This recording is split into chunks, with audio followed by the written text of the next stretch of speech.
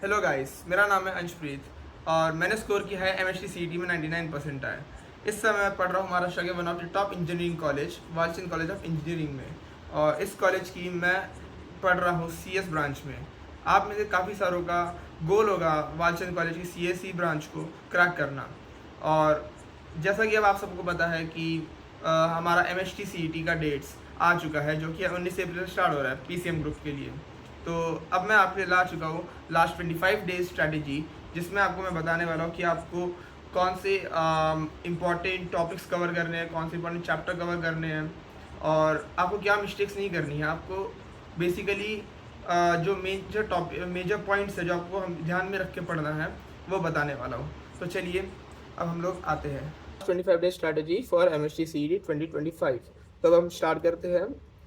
तो जो आपको सबसे पहले समझना है कि हमारा पेपर फॉर्मेट क्या है। हमारे मैथ्स में 50 क्वेश्चन है, फिजिक्स में 50 क्वेश्चन है और केमिस्ट्री में 50 क्वेश्चन है।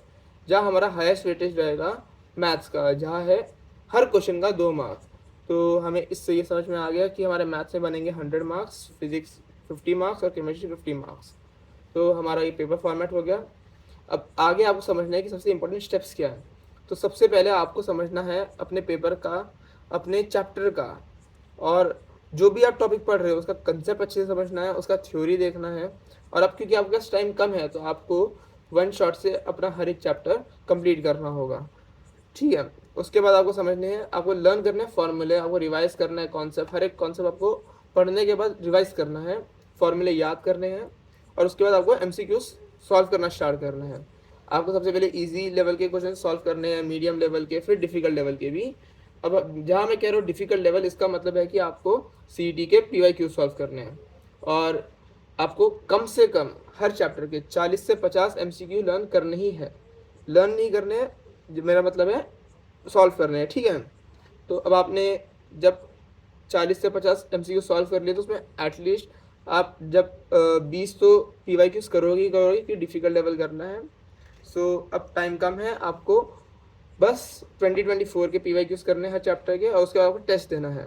जब आप टेस्ट दोगे तो ऐसा नहीं है कि आपने टेस्ट दे दिया, आपके मार्क्स आ गए, फिर आप वापस पढ़ने लगे। आपको अपने टेस्ट को एनालाइज करना है, आपको समझना है आपने गलती कहाँ की है, कौन से क्वेश्चन में की है। हर एक गलत क्वेश्चन को समझना है क्या गलती हुआ है।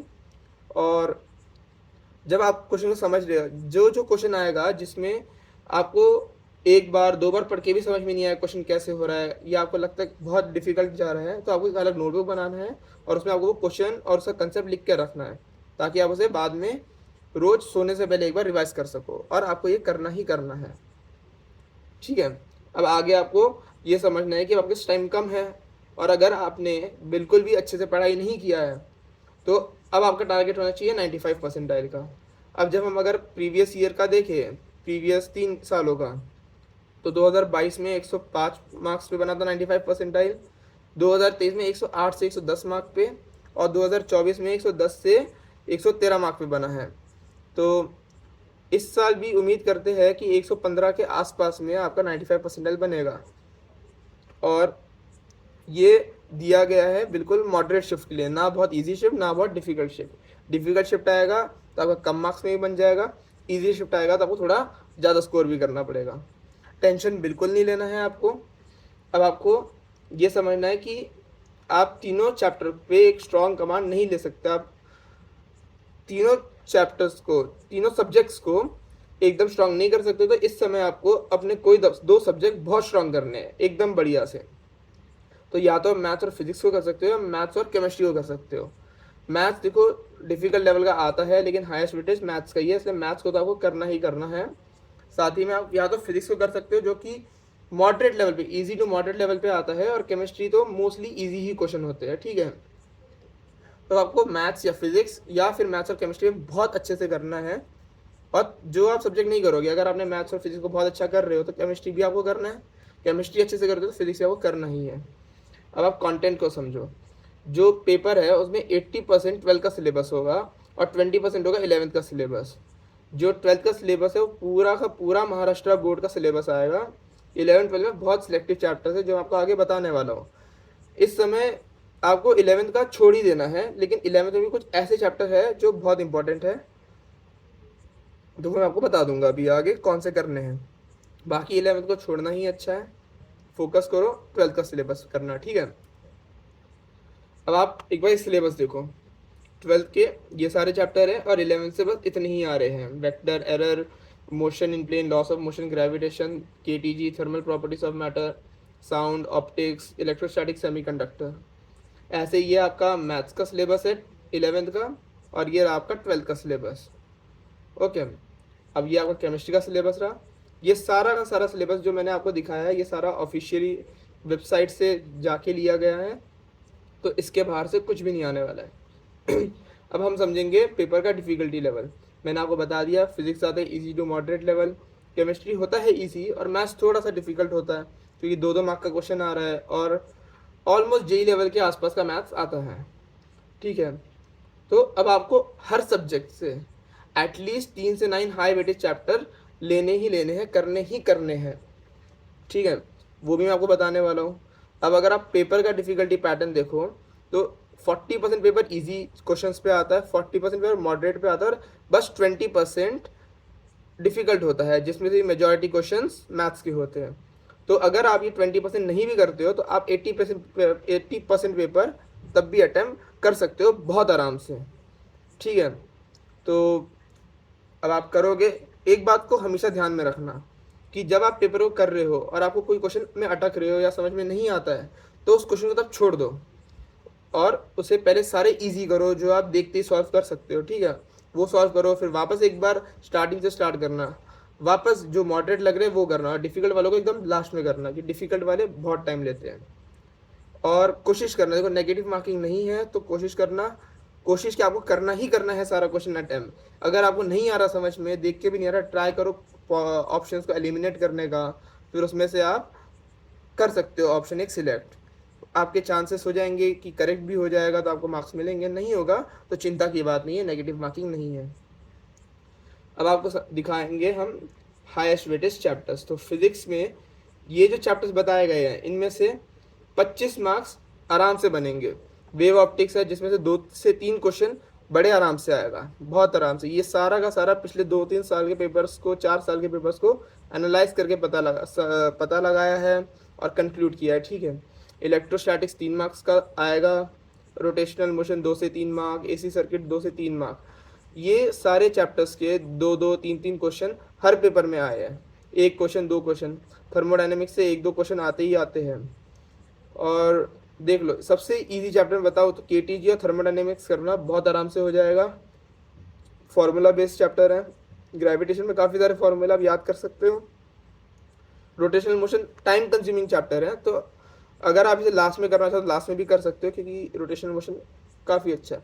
और एक और चीज़ जो ध्यान में आपको रखनी है वो ये है कि आपको इस समय कॉन्सेप्ट्स के डेप्थ में नहीं जाना है, बल्कि आपको सिलेबस कवर करना है। इस समय सिलेबस कवर करोगे तो आप देखो, सीईटी है ये, जेईई एडवांस नहीं है। एडवांस में आपको बहुत डेप्थ में जाना पड़ता है, सीईटी में आपको सिलेबस कवर करना है क्योंकि बहुत डेप्थ क्वेश्चंस नहीं पूछे जाते हैं।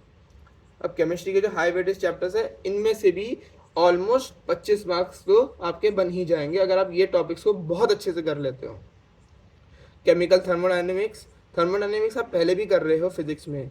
अब केमिस्ट्री का थर्मोडायनेमिक्स थोड़ा सा अलग है, लेकिन काफ़ी सारी सिमिलैरिटीज भी आती है ना, तो इधर भी आप 3 से 4 मार्क कवर कर सकते हो।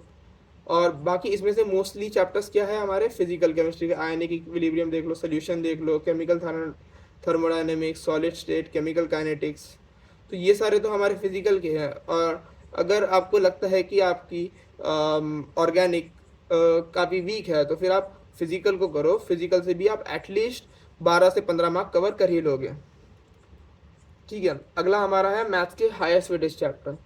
मैथ्स में आपको अच्छे से करने ही करने हैं ये वाले चैप्टर, इनको तो छोड़ना ही नहीं है।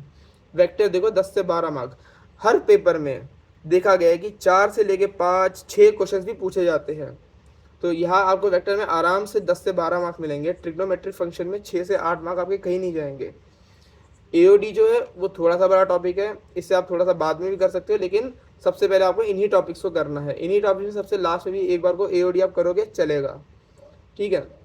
फिर डिफरेंशियल इक्वेशन है, डिफरेंशिएशन है, mathematical logic, line and plane भी थोड़ा सा बड़ा चैप्टर है, चिंता नहीं करना है, ये भी हो जाएगा। और जितने भी चैप्टर्स है इन सब के वन शॉट के लिंक्स प्लेलिस्ट के लिंक्स मैं आपको डिस्क्रिप्शन बॉक्स में ऐड कर दूंगा लिंक्स, आप उधर से देख सकते हो, उधर से बढ़िया पढ़ाई कर सकते हो, ठीक है। ये वाले टॉपिक आपको करने ही है, और जितने भी इसके बाद आपको चैप्टर करने हैं जिनमें होता है वेटेज अच्छा खासा होता है, वो भी आपको मैं बताने वाला हूँ आने वाले वीडियोस में। और अब यहाँ देखिए, इसमें से आप आराम से 60 मार्क्स करेंगे। तो अगर आपने बस इतना ही कर लिया तो कितना हो जाता है, देखो, फिजिक्स के 25 मार्क, केमिस्ट्री के 25 मार्क और मैथ्स के 60 मार्क। आप आराम से 110 मार्क का तो यहीं पे पढ़ रहे हो, और जब आप और चैप्टर पढ़ोगे तो आप बहुत आराम से 120-130 मार्क का पढ़ाई हो जाएगा, ठीक है। अब आप में से बहुतों का क्वेश्चन होता है PYQs इंपॉर्टेंट है क्या, तो PYQs बहुत इंपॉर्टेंट है। अगर आप MCQs में सिर्फ PYQs कर लेते हो तो आपकी बहुत अच्छी तैयारी हो जाएगी। PYQs भी रिपीट करते हैं, सिमिलर टाइप के क्वेश्चंस बहुत आते हैं, वैल्यूज चेंज हो जाती है, इधर उधर हो जाती है, माइनस प्लस हो जाता है, प्लस का माइनस हो जाता है, ऐसे बहुत बढ़िया आते हैं, ठीक है। बढ़िया से आपका हो जाएगा, PYQs कर लो। हर सब्जेक्ट का वन शॉट का प्लेलिस्ट लिंक मैंने आपको बता दिया, ऐड हो जाएगा। डे वाइज स्ट्रैटेजी प्लान भी मैं आपके लिए लाने वाला हूँ जल्द ही। और हमारा जो व्हाट्सएप, मैं अभी एक व्हाट्सएप ग्रुप बना दूंगा इस वीडियो को अपलोड करते ही, और उसका लिंक भी मैं डिस्क्रिप्शन में ऐड कर दूंगा, जहाँ आप ज्वाइन कर सकते हो। वहाँ से आप मुझसे पर्सनली बात कर सकते हो, और आप अपने जैसे काफ़ी सारे एस्पिरेंट्स से भी बात कर सकते हो, आपस में डिस्कस कर सकते हो क्वेश्चंस। और चैनल को सब्सक्राइब कर देना, और अपडेट्स आएंगे और बढ़िया बढ़िया प्यारे वीडियोस आएंगे। So best of luck guys.